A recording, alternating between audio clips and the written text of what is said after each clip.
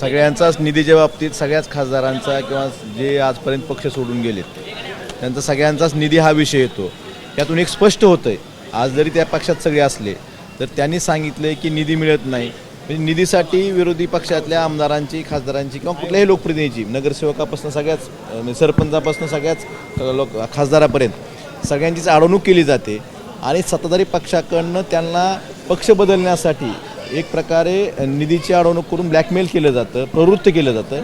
हे आज जे त्या सत्तेत गेलेत ह्यांच्या सगळ्यांच्या वक्तव्यावर दिसून येतं. मला त्यांना एवढंच सांगायचं, सत्ताधारी पक्ष जे आहेत सध्या राज्यात, तुमच्यासाठी निवडणुकीत किंवा गेल्या अनेक वर्षापासून जे कष्ट करतात कार्यकर्ते, जे तुमचे पदाधिकारी कष्ट करतात, जे तुमचे सहकारी गेल्या अनेक वर्षापासून आहेत, त्यांना निधी देता येतो का बघा. दुसऱ्यांना अडवून म्हणजे विरोधकांना अडवायचं आणि विरोधी पक्षातला एखादा लोकप्रतिनिधी असला तर त्या ठिकाणी एकदा आपण सरकार म्हणून बसल्यावर नंतर त्या ठिकाणी सगळी जनता सारखी पाहिजे.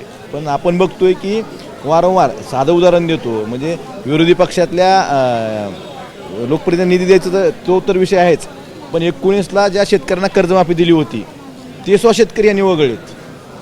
म्हणजे आता हे लोकप्रतिनिधीपेक्षा शेतकऱ्यांपर्यंत पण सरकार गेलेलं आहे, म्हणजे विरोधकातल्या त्यांना विरोधी समजून असं.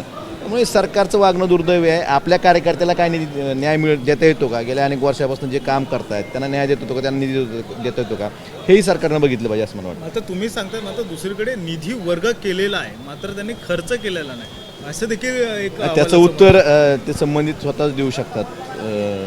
मी त्याबाबत मी माध्यमाच्या मधून बघितलं, त्याचं उत्तर ते स्वतःच देऊ शकतात. निधी खर्च का झाला नाही याबाबत. नाही, उद्धव साहेब जे सांगतील, जे आदेश देतील त्याप्रमाणे मी काम करेन.